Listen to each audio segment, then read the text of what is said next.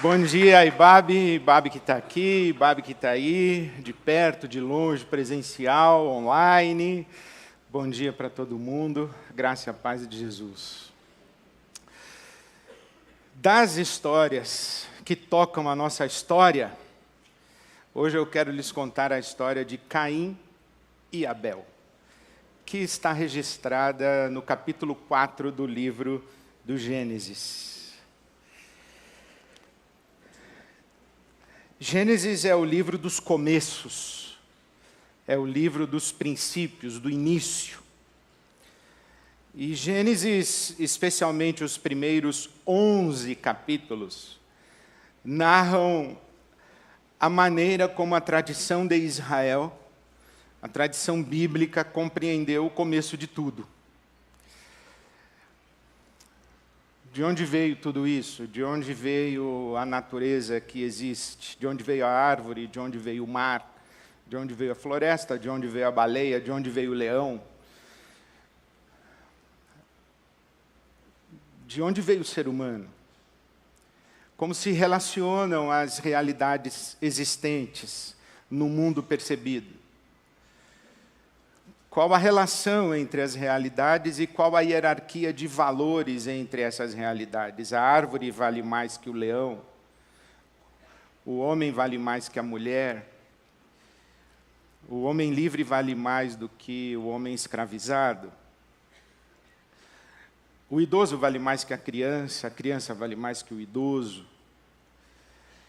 E não somente uma reflexão sobre a maneira como as realidades existentes se relacionam e como estão organizadas em categorias de valores, mas também os conflitos que existem na relação dos seres humanos entre si, de nós, entre nós, mas a relação que temos com a própria natureza criada, porque que tem uma inundação, por que um vulcão entra em erupção, por que existe um terremoto, por que existe uma praga, por que existe a enfermidade, a doença, aliás, por que existe a morte.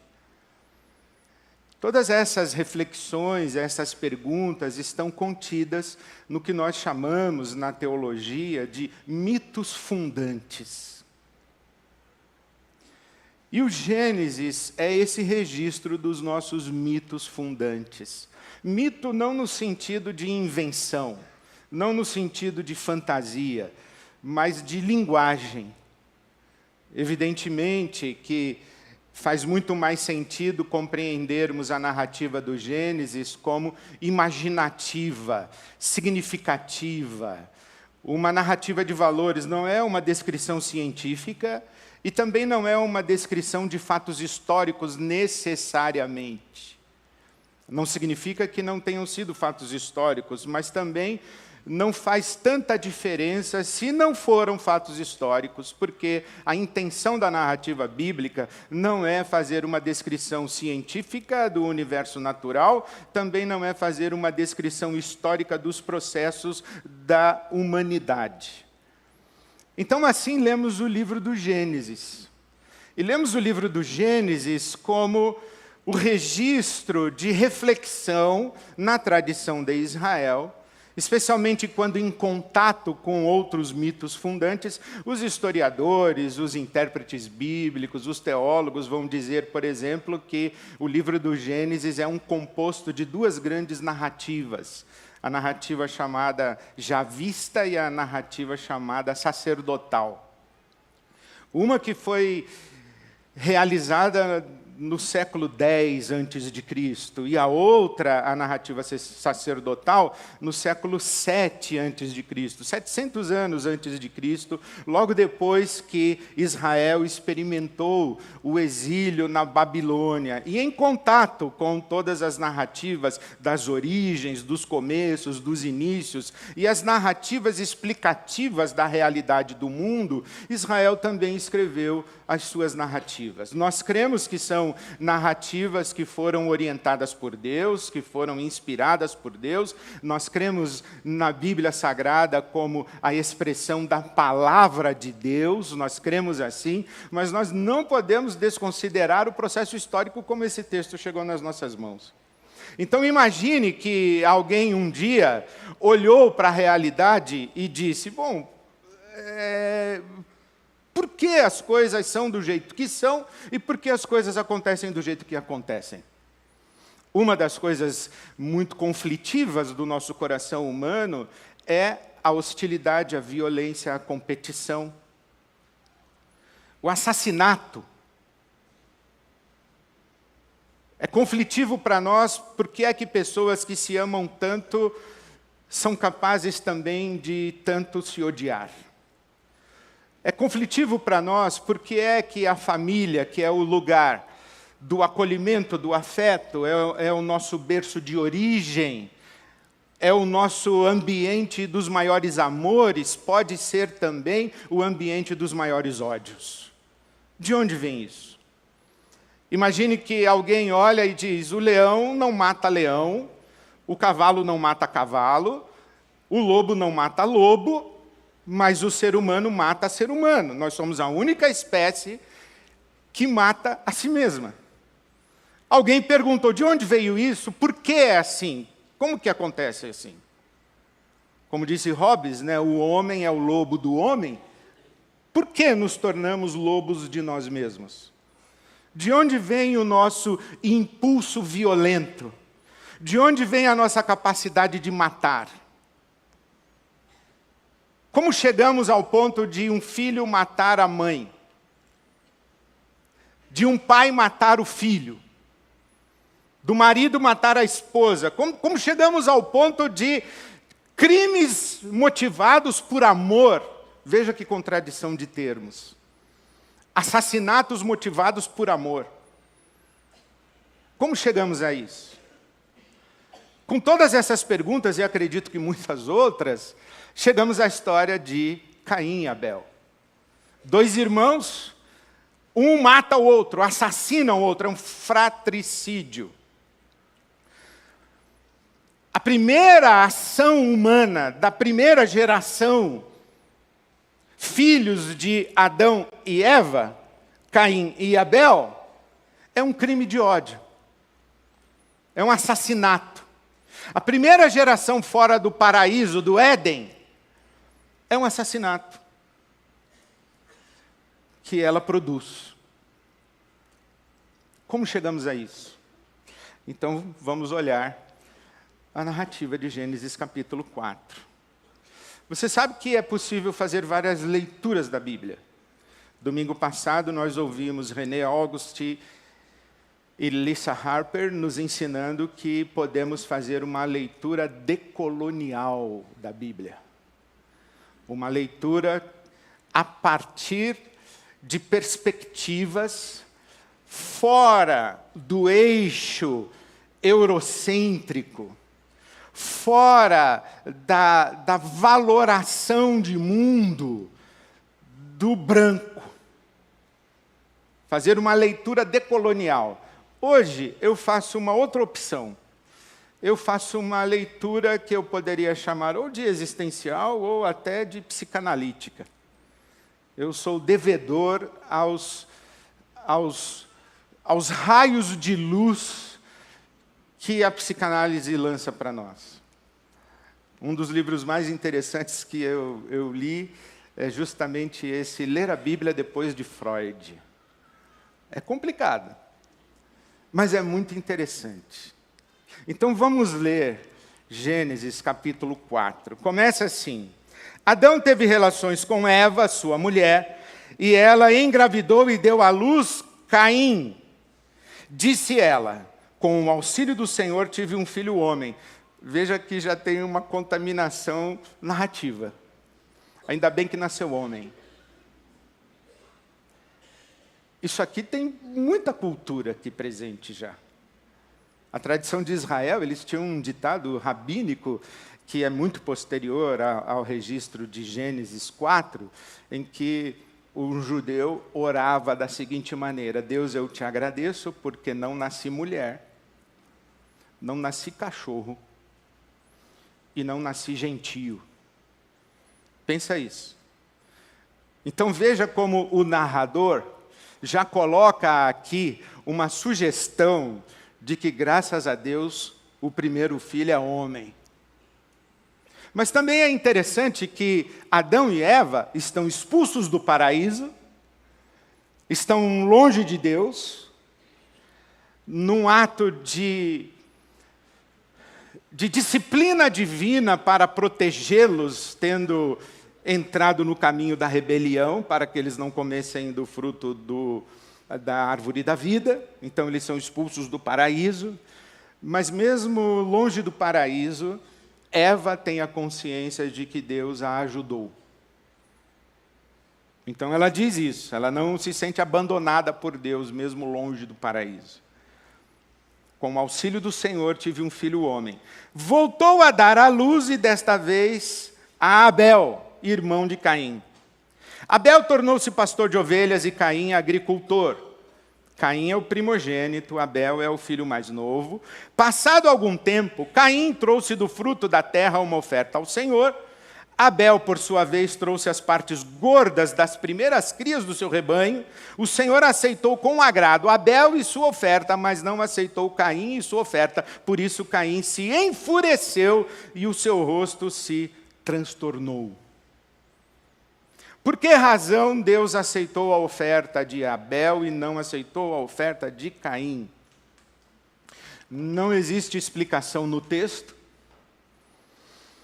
E os estudiosos, lembra daquela narrativa sacerdotal do século VII a.C.? Eles dizem que o sacrifício de Abel foi um sacrifício de sangue, numa forma de valorizar, desde a origem, a estrutura ritual sacrificial do templo de Israel. Então é uma narrativa sacerdotal puxando a brasa para a sua sardinha.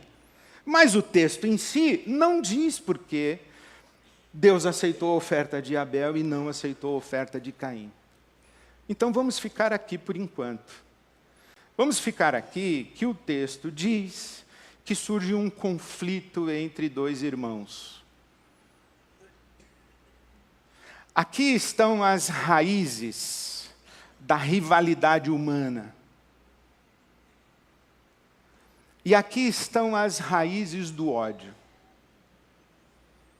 Eu sugiro, não eu, mas os autores que fazem a leitura em chave psicanalítica, quais são as duas grandes raízes do ódio. A ferida narcisista e a inveja. A ferida narcisista e a inveja. O que é a ferida narcisista? O que é que Caim perde quando nasce Abel? O que é que Caim perde quando nasce Abel? Sabe o que ele perde? A condição de ser único. A condição de ser um só. Caim era filho único. Era um. Para ele voltavam-se as atenções. Para ele eram canalizados os cuidados. Era um só. Caim não dividia banheiro, não dividia o quarto, não dividia roupa. Caim não dividia espaços. Caim era único. Mas agora tem Abel. Agora tem um outro. Agora tem alguém diante dele. Agora aparece uma situação em que Caim precisa disputar atenção, aceitação, aprovação, validação. Quando eu sou único, eu sou o padrão. Quando eu sou único, e o mito de Narciso, que é grego, é muito posterior a isso aqui, é aquela história do sujeito que se contemplou na água e se admirou tanto que acabou morrendo afogado ao entregar-se à sua própria imagem. O Narciso, como disse o nosso poeta, acha feio o que não é espelho. Está aqui Caim. De repente surge diante dele alguém que não é espelho. É um outro. É um diferente. Um é agricultor. E Abel vai dizer, não vou cuidar da terra, eu vou cuidar do rebanho. É diferente na atividade, é diferente na capacidade, é diferente na habilidade. É diferente no temperamento, é diferente nas ideias. Eu vou fazer um culto entregando a Deus essa oferta. E o Abel diz, eu vou fazer um culto entregando a Deus outra oferta. O que é que surge aqui? Comparação. Alguém já disse que o diabo está na comparação. Essa nossa ferida narcísica de que existe alguém diferente de nós. Alguém que não é nosso espelho, não é nossa extensão. Alguém que nos contraria, alguém que nos confronta, alguém que nos questiona. Alguém que disputa conosco. E sabe qual é o pior? Ganha. Vence. Alguém que argumenta e nos deixa sem palavras, alguém que lacra para cima da gente. Alguém que é melhor do que a gente. É mais hábil, mais capaz, mais inteligente, mais amado, mais querido, mais querida. Dói, não dói? Dói. É mais bonito, é mais bonita, é mais rico, é mais inteligente. Você já sabe lá o que é. Essa ferida narcísica. Né? E aqui diz que Abel foi aceito e Caim não foi aceito. Como é que eu lido quando meu irmão passa no vestibular e eu não? Como é que eu lido quando meu cunhado é promovido e eu não? Como é que eu lido quando a minha prima compra um apartamento e só tem 2 anos de casada e eu já estou há 20 anos casada e ainda moro de aluguel. E pior que eu moro com a sogra. Como é que eu lido com isso? Como é que eu lido com o fato de desejar ser igual a você e não conseguir ser? Como é que eu lido com o fato de perceber que você ocupa um lugar, tem uma condição que eu invejo, e que aos meus olhos eu julgo é melhor do que a minha? E quando eu estou conversando com você e você olha para mim com aquela cara de que nunca foi sorte, sempre foi Deus. E que você é abençoado e abençoada e eu não. E que tudo que você tem que eu invejo foi Deus que te deu, e aí eu falo, e por que não deu para mim? Por que deu para ele? Por que deu para ela e não deu para mim? Como é que eu trato essa questão? Bom, eu fico Caim. E olha o que diz aí adiante. Versículo 6. O Senhor disse a Caim, por que você está furioso? Por que se transtornou o seu rosto? Está na cara, né? Você já viu essa cara da pessoa te contar uma coisa legal? Você fazer aquela cara de inveja, de raiva e querendo disfarçar?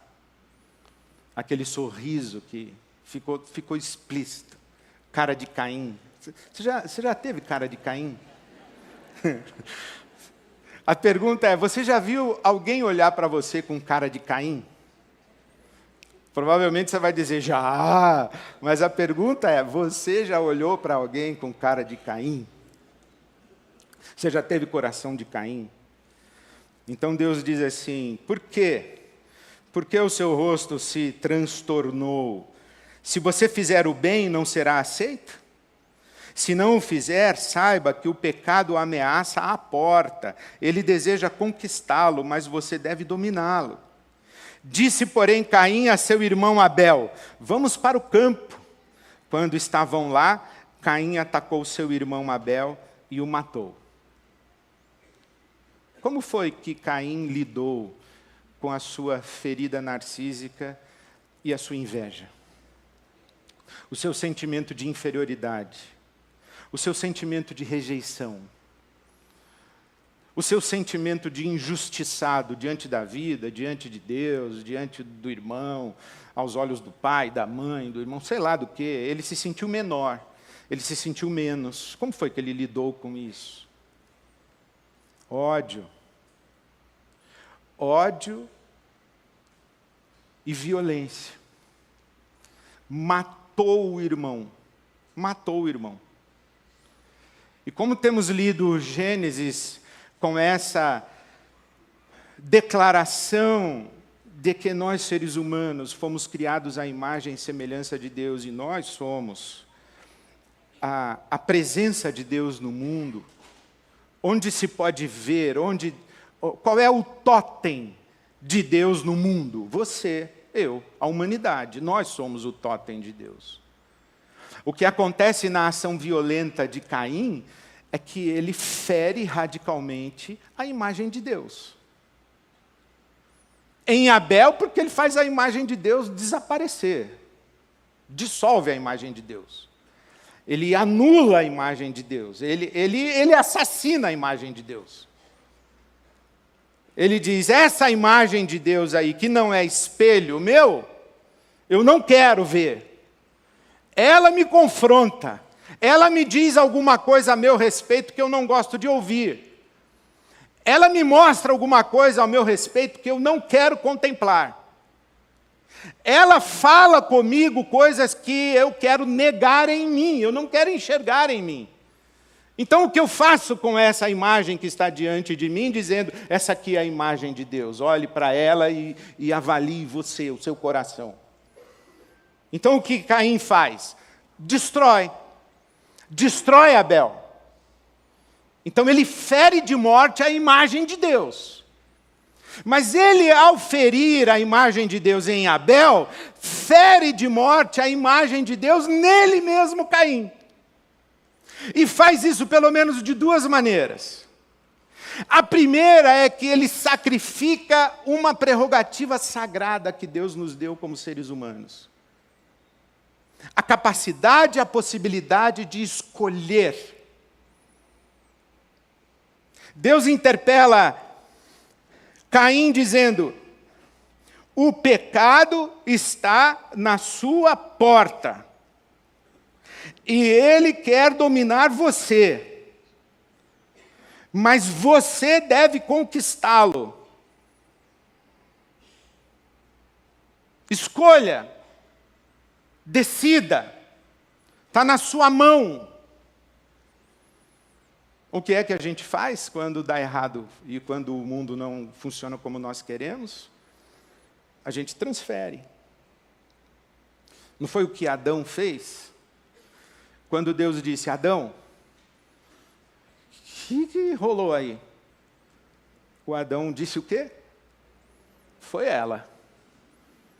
Foi ela. Não, eu estou falando com você. A escolha é sua. A decisão é sua. Essa liberdade que Deus nos dá, essa condição de escolher, essa capacidade de escolher, isso nos faz humanos. E em segundo lugar, o Caim sacrifica em favor da violência a palavra, a conversa. Porque Deus pergunta para ele, por que essa cara, Caim?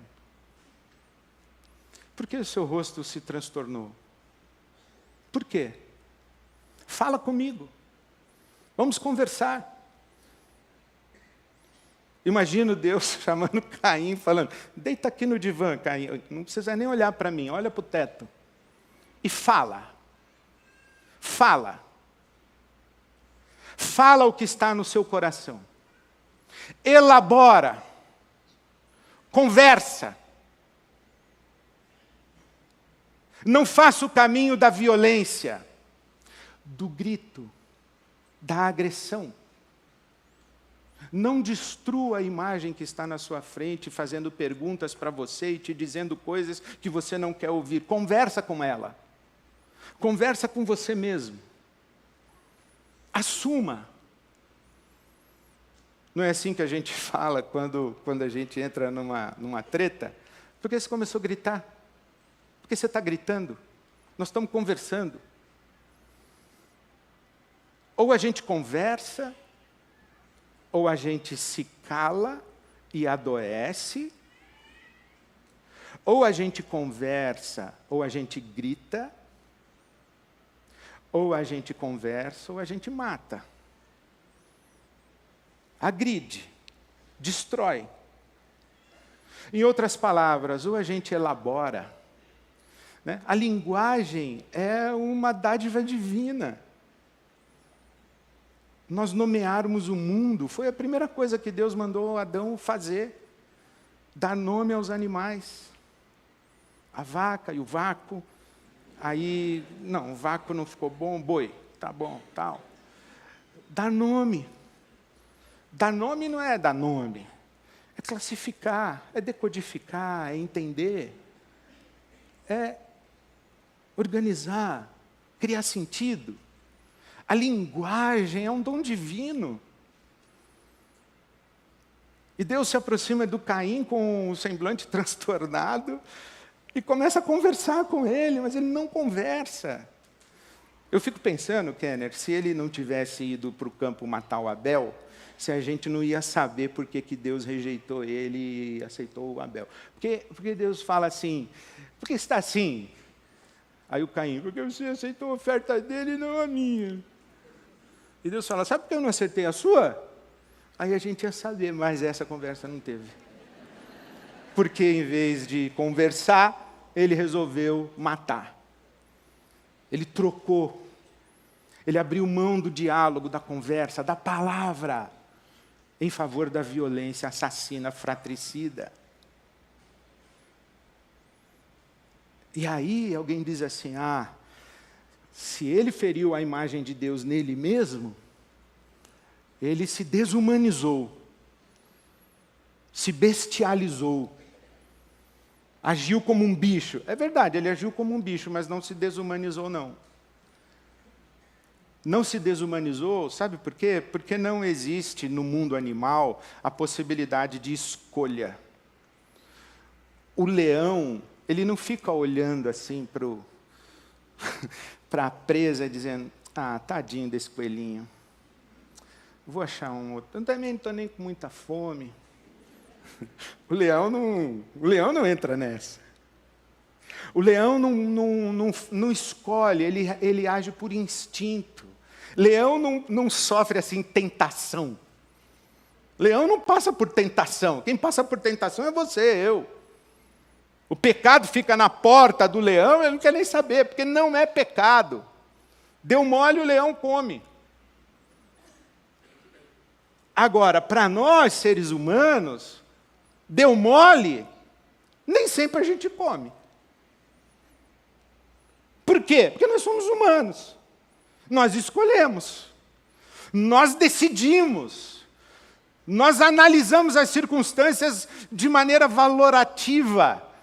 E decidimos o que vamos fazer ou deixar de fazer. Então, no mundo animal, não existe crime. Ninguém vai denunciar um leão por assassinato. Matou o coelhinho, vai para o tribunal da selva. Não existe isso. O que existe, onde existe o crime? No coração humano. No coração humano que tem a prerrogativa da escolha. E tendo a prerrogativa da escolha, tem prerrogativa de caminhos para lidar com sua ferida narcísica, com a sua inveja, com os seus sensos de inadequação, com as suas verdades mais doloridas, dolorosas. A gente tem caminhos para lidar com isso, e os caminhos não são matar. Não são da violência. E como é que a gente sabe que o caminho da violência não é o caminho? Porque Deus diz que não é. E Deus diz assim, olha, Caim, o que foi que você fez? Versículo 10. O que foi que você fez? Da terra, o sangue do teu irmão clama. A terra abriu a boca para receber da sua mão o sangue do seu irmão. E quando você cultivar a terra não vai mais dar a você força. Você será um fugitivo errante pelo mundo. Você entrou em inimizade, Caim, não foi comigo apenas. Você entrou em inimizade com a ordem da criação. A terra não vai te dar mais o alimento que você precisa. Você vai ser um errante. E o Caim diz assim, esse castigo aí eu não posso suportar, o versículo 13. Meu castigo é maior do que posso suportar. Hoje me expulsas desta terra e terei que me esconder da tua face. Serei um fugitivo errante pelo mundo e qualquer que me encontrar me matará. Então a gente sabe que Caim admite o equívoco da sua ação e recebe uma punição divina, um juízo divino. E aqui, veja que interessante, né? Como começa a conversa. Ela começa lá no versículo 9. Então o Senhor perguntou a Caim, onde está seu irmão Abel? Respondeu Caim, não sei. Sou eu responsável pelo meu irmão? O que você acha que Deus respondeu para ele nessa hora? É claro que é. O que é que a gente aprende aqui? É que relação de paz e relação de família não depende de sangue. Por isso é que tem pai que mata filho, filho que mata mãe, irmão que mata irmão. Não basta ter correndo na veia o mesmo sangue. Não basta. Não basta ter o mesmo DNA. Não basta. A relação de irmão e irmã não se constrói biologicamente, não é de sangue. O que constrói irmandade é o senso de responsabilidade de um para com o outro. É quando eu digo, eu sou responsável por você, e você diz, e eu sou responsável por você. Aí nós nos tornamos irmãos. Só sangue não basta. É a responsabilidade mútua, o cuidado mútuo. Domingo passado nós ouvimos Lisa Harper nos ensinar as 4 palavras que mudam toda uma história. Lembra disso, se você estava aqui? Uma delas é Hadá, que é a ordem de Deus para o ser humano dominar sobre a criação. E ela nos explicou que Hadá significa servir e proteger. O que é que nos faz irmãos uns dos outros? Quando assumimos o compromisso mútuo de nos servirmos uns aos outros e nos protegermos uns aos outros. Porque ou construímos irmandade, ou construímos sociedades que matam. Que sociedades nós construímos? As que matam. Nós construímos sociedades que matam. Infelizmente, nós hoje, 4.000 anos depois desse texto, aproximadamente, estamos olhando em volta dizendo, meu Deus, como é possível isso? Como é possível pai matar filho, filho matar mãe, filho matar pai, mãe matar filho? Como é possível isso? Como é possível irmão matar irmão, marido matar mulher, mulher matar marido? Como é possível isso? E Deus está dizendo, é porque vocês construíram sociedades que matam. Vocês também são filhos de Caim. E veja que interessante, que Deus coloca um sinal sobre Caim. Ele diz, olha, se eu andar por aí como um errante, fugitivo, qualquer um que me encontrar vai me matar. E Deus diz assim, não. Versículo 15, não será assim. Se alguém matar Caim, sofrerá 7 vezes a vingança. E o Senhor colocou em Caim um sinal para que ninguém que viesse a encontrá-lo o matasse. E então Caim foi para a terra de Nod, a leste do Éden. O que ficava mesmo a leste do Éden? O paraíso, né? É interessante esse... Nod é a terra da peregrinação. Nod não é um lugar, é um não lugar. É ser errante, ser peregrino, transitar. E ele diz, e qualquer que me encontrar vai me matar. E Deus diz assim, não, eu vou colocar um sinal em você. O que é o sinal de Deus em Caim? É uma medida protetiva. É uma identificação para que o assassino não seja assassinado. É uma medida protetiva. Mas teve um rabino que disse que Deus fez crescer um chifre no Caim. Se a moda pega, imagina. Mas, por exemplo, no século XVIII, XIX, os teólogos protestantes norte-americanos leram isso aqui e disseram que, sabe qual é a marca de Caim? A pele escura.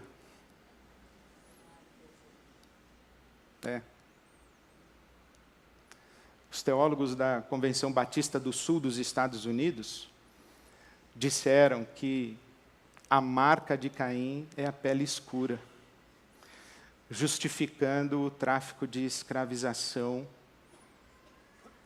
da sociedade americana, a segregação racial das igrejas norte-americanas. Teve, inclusive, um teólogo batista que disse que Deus tem um céu para brancos e um céu para negros. Então, como nós conseguimos subverter a narrativa bíblica e transformar um ato protetivo de Deus para com Caim numa maldição, como se ter a pele escura fosse uma maldição? Já que você tem a pele escura, você é filho de Caim, então você tem que ser meu escravo. E não tem pecado em escravizar você, porque você merece. Você é descendente de Caim. Isso é diabólico. Isso é a justificativa da distorção bíblica para o racismo. Então nós continuamos construindo sociedades que matam. E olha o que diz a Bíblia. Capítulo 4 do Gênesis, versículo 23, Lameque, um dos descendentes de Caim, disse, Ada e Zilá, ouçam-me, mulheres de Lameque, escutem minhas palavras. Eu matei um homem porque me feriu, e um menino porque me machucou. Se Caim é vingado 7 vezes, Lameque será 77. Bandido bom é bandido? Bandido bom é bandido morto. Assinado? Caim. Assinado? Lameque. Não tem assinatura de Deus para isso. Não tem a bênção de Deus para uma sociedade construída na base da violência, da hostilidade, da competitividade fratricida. Nada justifica. Então, toda vez que você perceber as marolas do ódio crescendo no seu coração, e você vai perceber quando você se sentir injustiçado, injustiçada, diminuído, diminuída, abusado, abusada, violentado, violentada, você vai perceber. Você vai ter motivos para essa ira subir. Porque nós vivemos num mundo de Lameques e Caíns. Mas nessa hora, ouça o Espírito Santo dizendo a você, o pecado está aí na sua porta. Você vai se entregar a esse ódio ou você vai escolher um outro caminho? Você vai se vingar? Você vai matar? Ou você vai optar pelo caminho da reconciliação e da conversa? Você vai entregar os seus inimigos, ou os que te fazem mal, aos leões para que os leões os dilacerem, ou você vai proteger o seu inimigo? Você vai pagar o mal com o mal ou vai pagar o mal com o bem? Essa também não é uma justificativa para passar pano para os Caíns e Lameques. Mas é uma argumentação bíblica para não fazermos justiça com as nossas próprias mãos. Justiça feita com as próprias mãos chama vingança. Atribuição de responsabilidade de Caíns e Lameques é uma forma de proteger Abel.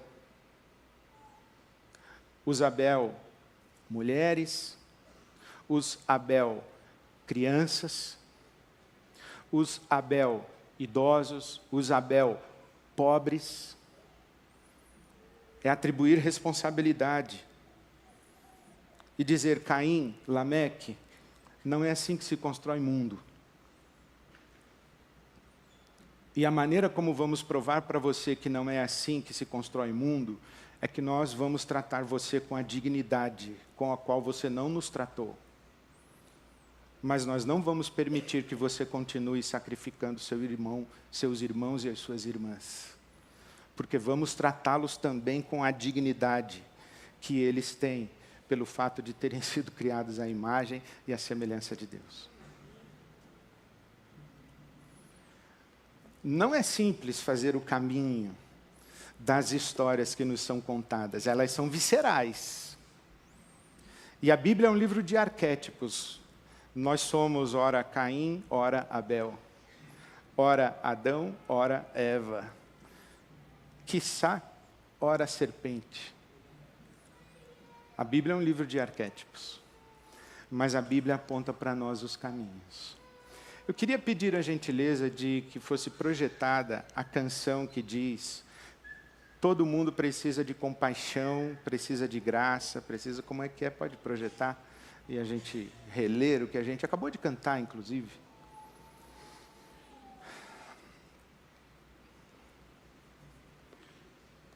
Todos necessitam de um amor perfeito, perdão e compaixão. Não parece o Caim? Caim reclamando que não recebeu o amor perfeito, né? Todos necessitamos de graça e esperança, de um Deus que salva. Cristo move as montanhas e tem poder para salvar, tem poder para salvar, tem poder para curar, tem poder para reconciliar, para sempre autor da salvação. Jesus a morte venceu. Caim, Jesus venceu a morte, Caim.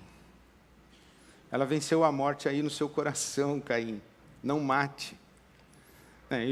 Claro que nós não estamos falando de matar, dar tiro. Isso aí está explícito. Estou falando matar do jeito que eu costumo matar as pessoas. Sabe como eu mato? Deleto. Para mim, você morreu. E o sujeito continua vivo. Mas eu matei, aqui dentro. E Deus disse para mim, vai Caim, vai assim. Vai deletando. Aí você vai acabar na mais profunda solidão. A pergunta é, você quer o caminho de Caim ou quer o caminho de Jesus? Essa é a pergunta que a gente tem que fazer. O que significa nós sermos uma igreja cristã evangélica no Brasil e em São Paulo? Significa que aqui, em tese, todos nós escolhemos fazer o caminho de Jesus. Ninguém aqui escolheu fazer o caminho de Caim. Aqui, todos nós escolhemos ocupar essa cidade como presenças de paz e de reconciliação, como pessoas que estão ocupadas em servir e proteger. O que significa, inclusive, proteger o Abel dos Caíns e Lameques que estão espalhados pela nossa cidade. A grande questão é que o Caim e o Lameque que está espalhado pela nossa cidade, ele não está na nossa cidade, ele às vezes dorme na nossa mesma cama. Ele dorme no quarto ao lado, no beliche de baixo ou de cima. Aí a gente tem que fazer a escolha do caminho de Jesus. queria terminar contando uma linda história, um conto judaico de um rabino mestre que perguntou aos seus discípulos: quando é que sabemos que o dia amanheceu? E um discípulo disse: quando conseguimos distinguir um animal de um arbusto. O mestre disse: não. O outro discípulo respondeu: quando conseguimos distinguir um animal de outro animal? Disse: não. Então o mestre respondeu: quando você olhar na face de qualquer ser humano e enxergar um irmão e enxergar uma irmã, amanheceu. Eu oro a Deus que seja dia na sua casa, seja dia no seu coração, e que você nunca se esqueça que todos nós precisamos de um amor perfeito, compaixão, graça, e que Jesus Cristo, nosso Senhor, tem poder para salvar-nos do Caim que nos habita, e usar a todos e cada um de nós para juntos salvarmos os pequeninos Abel, que vivem na nossa cidade, e às vezes, quem sabe, Abel somos inclusive nós mesmos. Deus te abençoe, meu irmão, minha irmã. Já amanheceu, Jesus fez amanhecer sobre nós.